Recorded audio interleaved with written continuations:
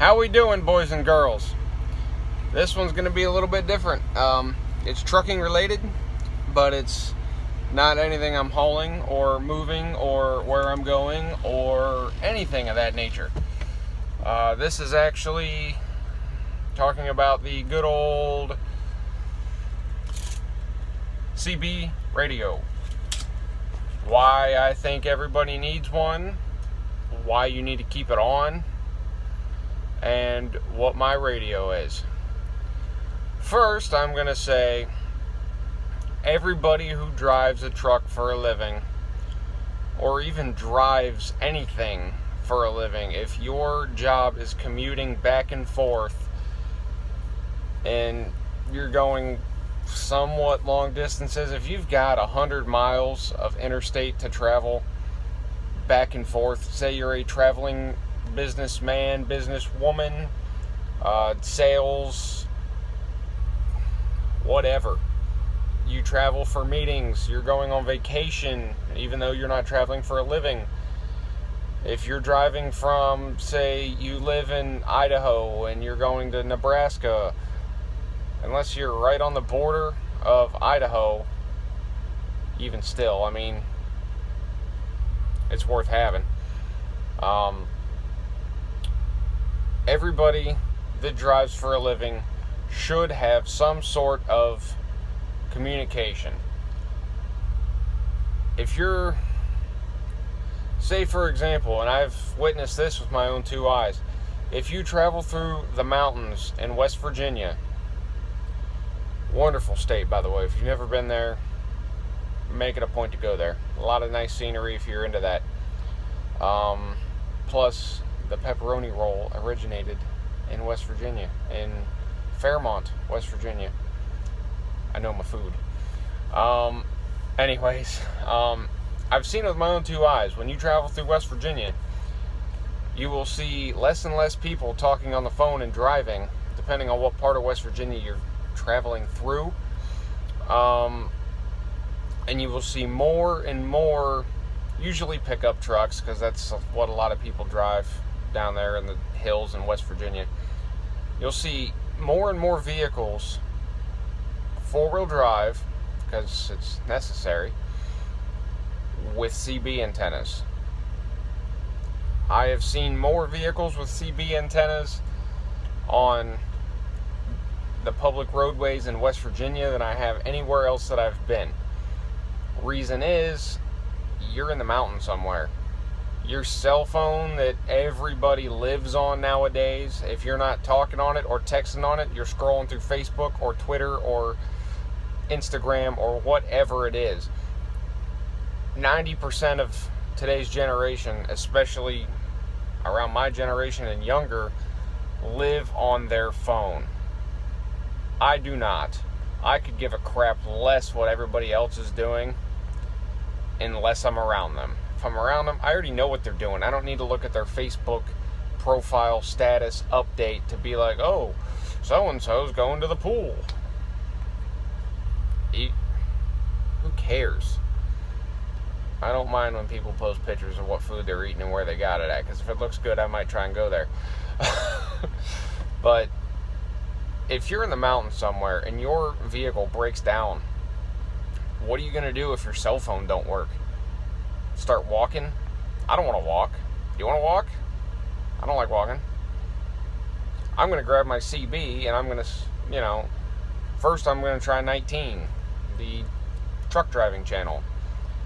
For whatever reason, the drivers of America have chosen 19 to be the designated trucking channel. Not really sure what the reason is. I know it used to be 10, but there was bleed over on channel 9, which is the emergency channel. That would be the next channel I would try, is channel 9. I don't know if anybody monitors channel 9 anymore, but unless you're on channel 6, channel 11, or channel 28, 9 times out of 10, whoever you hear on the radio is within, say, 10, 15, maybe 20 miles, depending on what kind of power output the radio has. And if they're on top of the mountain, they're going to transmit a lot farther. if you break down, you got communication with somebody if your cell phone don't work. If you're traveling down the interstate, yeah, your cell phone's going to work. Yeah, you got Google Maps. It'll give you live traffic updates. But you can't be on your phone while you're driving. Not legally, not safely. Everybody does it. But you can't do it. Don't do it. If you got a CB radio and you're on channel 19, you'll hear, Joe Schmo driver saying, hey, you got a backup here on the eastbound side of I-80 at the 234 mile marker. You're going to want to be in the left lane. You got to, whatever. You got a bear sitting in the middle at the 119. If you're speeding and you hear that, you'll be like, okay, I need to back out of it when I get to about 118. Get past the 119, see the bear sitting there, wait till he's out of sight, and if you're going to speed, carry on about your speeding.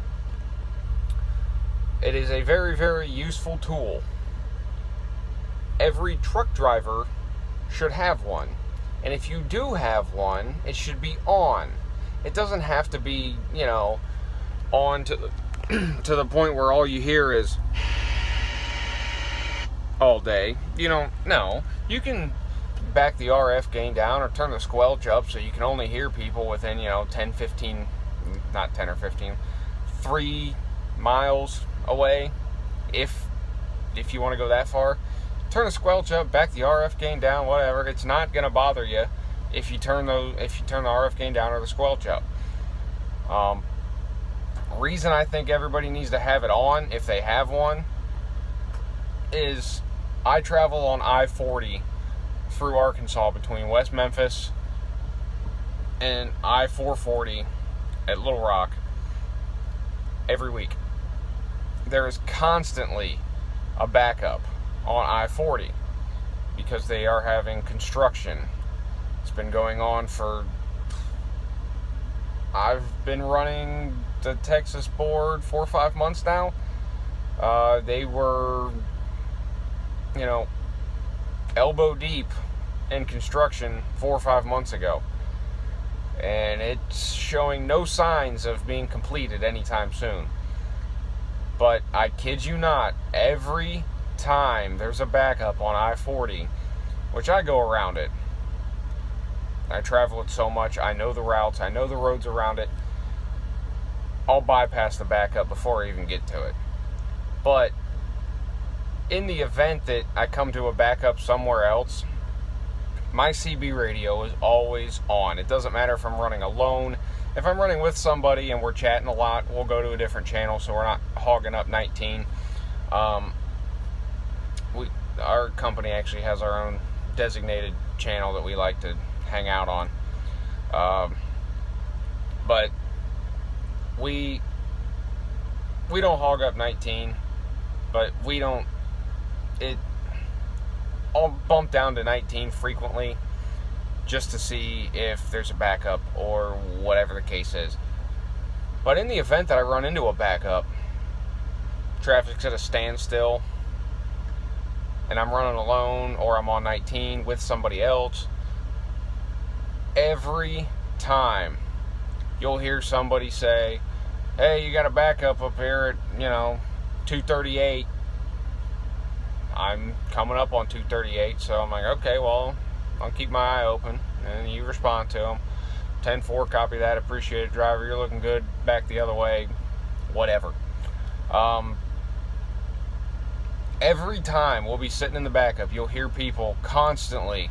If you're going westbound, you'll hear people on the eastbound side saying, hey, you got a backup. Hey, there's a backup. Hey, you got a wreck up here. You can be in the left lane. I got the right lane blocked.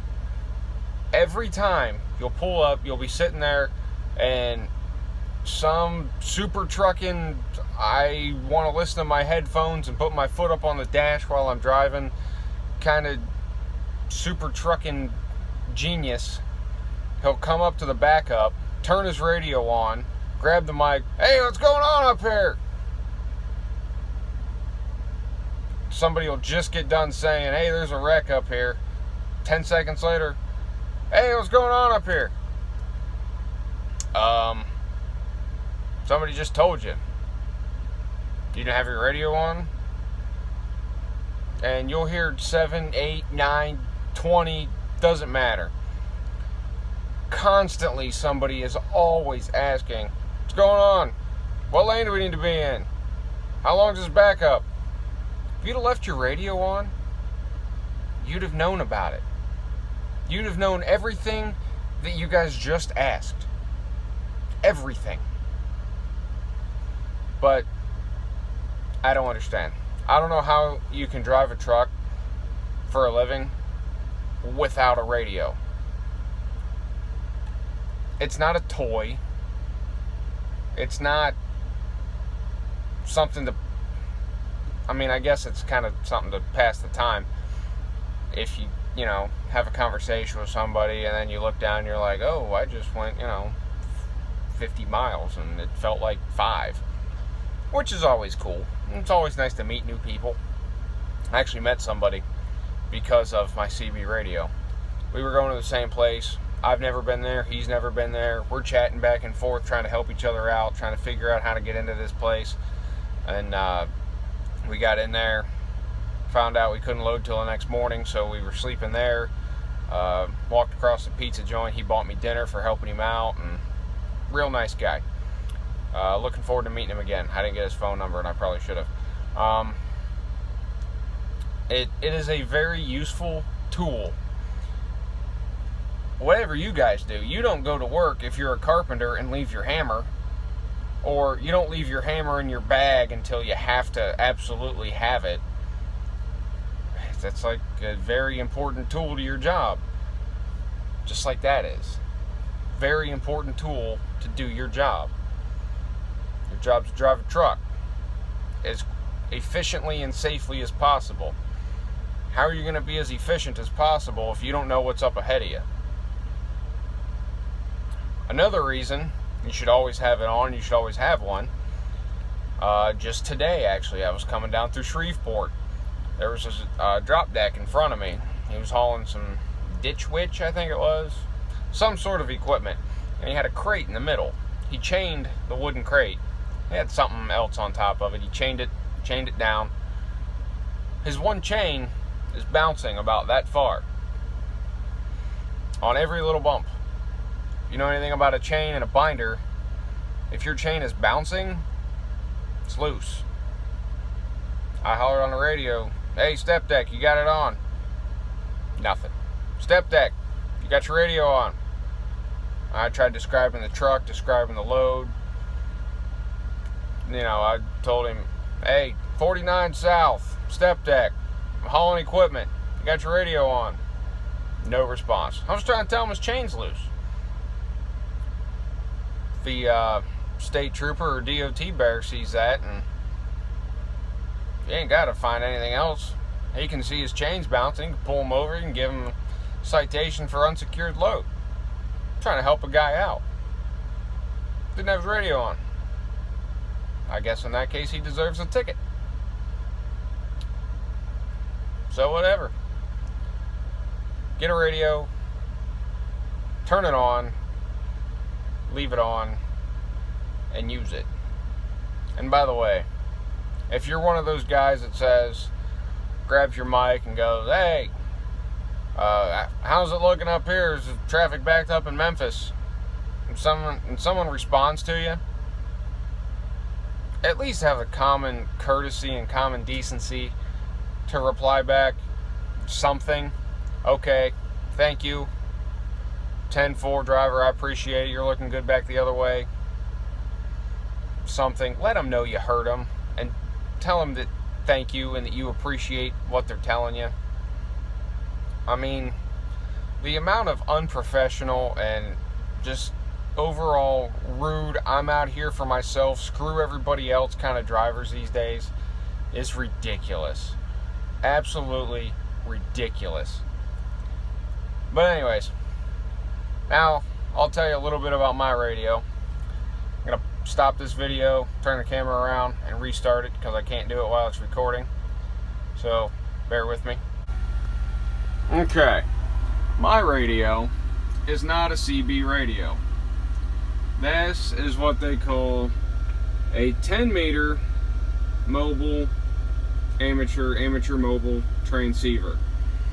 It is a 10-meter radio. It is not meant to talk on the 27 megahertz frequency, which is what the CB band is. It has been converted so you can use the CB frequencies. I'm on channel 28, because I was talking to somebody on 28 earlier. This radio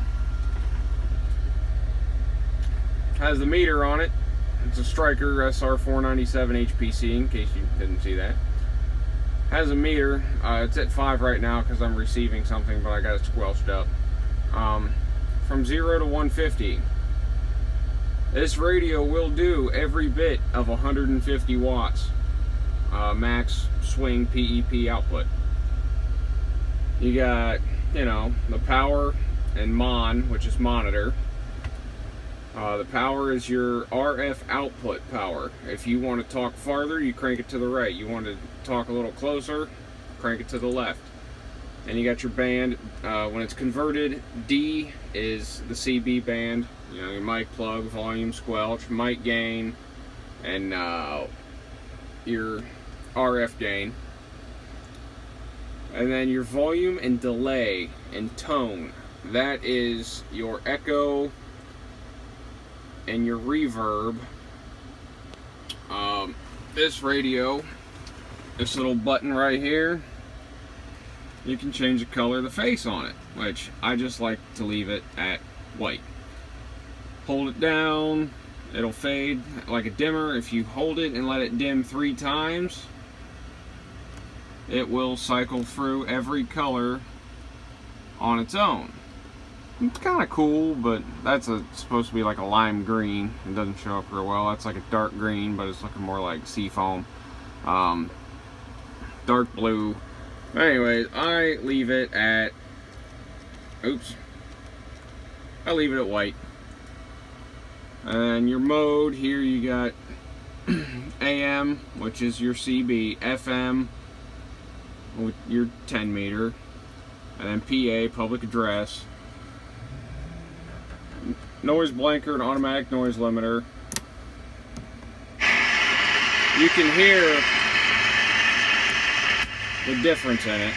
That just cuts out all the background crap. Plus 10 kilohertz. You can bump, say, if you hooked up a frequency counter, you'd see it, but you would be 10 kilohertz higher. If you had it on channel 28 and you flip that switch, you'd be 10 kilohertz higher than channel 28. So basically you can create your own channel. And this switch that I skipped over, RB is Roger beep. Put it on 1, key the mic and let it go. You probably barely hear that.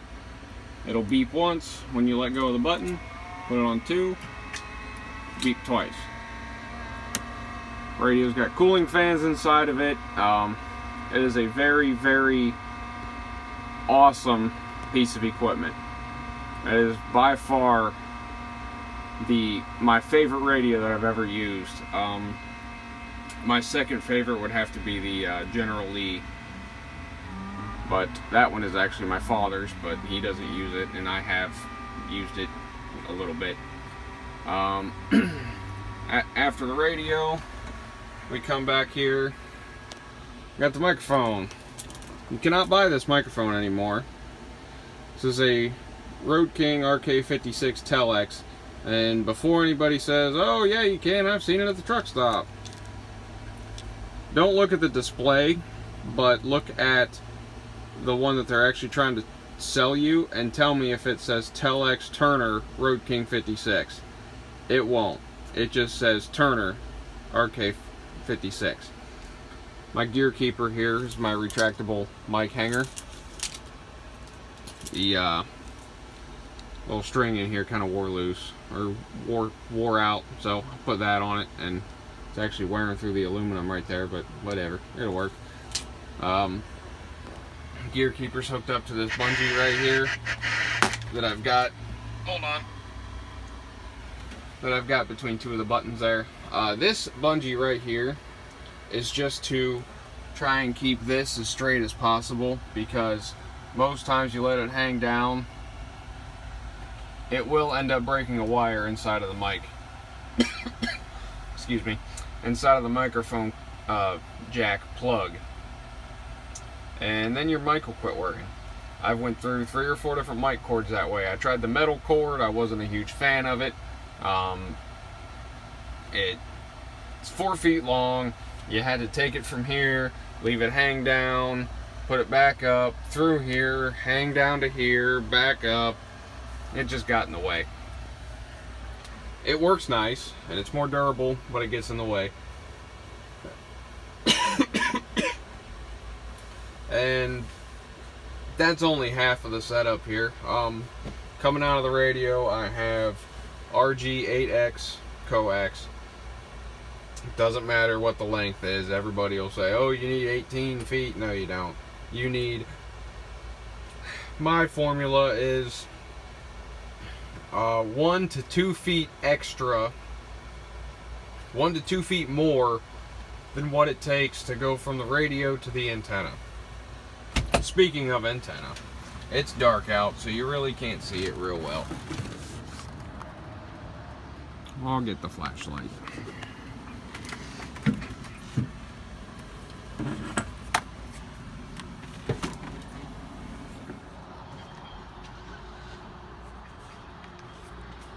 My antenna is mounted to a heavy-duty stud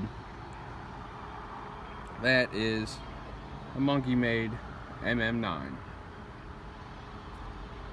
Yeah, it's leaned forward kind of far, which is not ideal. But I had to do it that way. I had to lean it forward like that because whenever I pulled into the fuel bay at the yard, I ended up smacking the garage door with it. So if I lean it forward, I can clear stuff. The bridge coming from Kentucky to Ohio on 71 North, I'm that far from hitting it with the antenna. And that is a 1/4 inch stainless steel whip, so it doesn't flex at all. Excuse me, my throat's getting a little dry.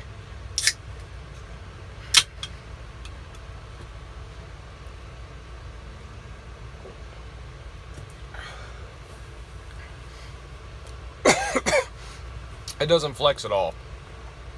If you hit something, you'll know it. You will think the truck's coming apart.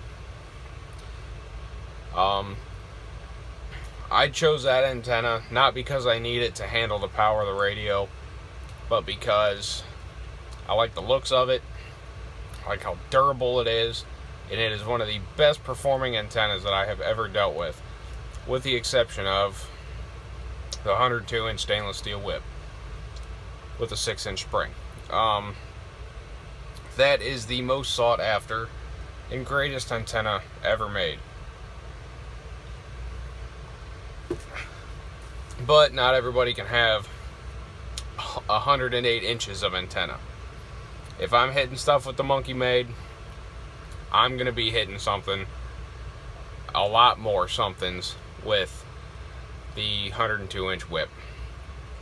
Every antenna is designed to be a 102-inch whip. They are designed to be a compromise. That's all they're ever going to be. They're never going to be a 102 whip. They're a compromise. But this video is getting kind of long. I explained to you why you need to keep your radio on, why you need a radio, what the uses are, what some of the uses are. There's hundreds of uses. And what my radio is. So, if you have any questions, I am a radio guru, but I don't know it all, and I never claim to. If you have any questions, let me know. Be more than happy to answer. Smack that like button. Subscribe to my channel if you haven't already, and share it with your friends. Whatever. Thanks for watching, and I will catch you on the next one. Alright, boys and girls. As I was driving along, I pulled over to check all my straps and all that, whatnot, and I figured while I was parked, I was going to go ahead and upload this video that I made about the CB radio and the antenna, and I mentioned how durable my antenna was. Well, I was running across I-20 into Shreveport as it was uploading. As the video was uploading, a bird, full-size bird, I mean, it's not that fat, but your full-size average bird. Well, I don't know what kind of bird. Probably a pigeon. Hit my antenna. I was doing about 65, 70 mile an hour. This bird hit my antenna. I don't know if I got a really good bag or... I was talking on the CB while this bird hit my antenna, and my buddy that's following me, he's seen the feathers flying. He heard the bird hit my antenna through the mic, and in his truck he heard it through the radio. It hit so hard and was so loud. I just thought it was kind of ironic that I was uploading the video about my antenna and my CB and all that, and then a bird hits it after I just mentioned how durable it was. So I guess there's a little bit of humor to that story now. So anyways, now that this video is officially over and I can actually upload it, smack the like button, subscribe if you haven't already, share it with all your friends, whoever might be interested.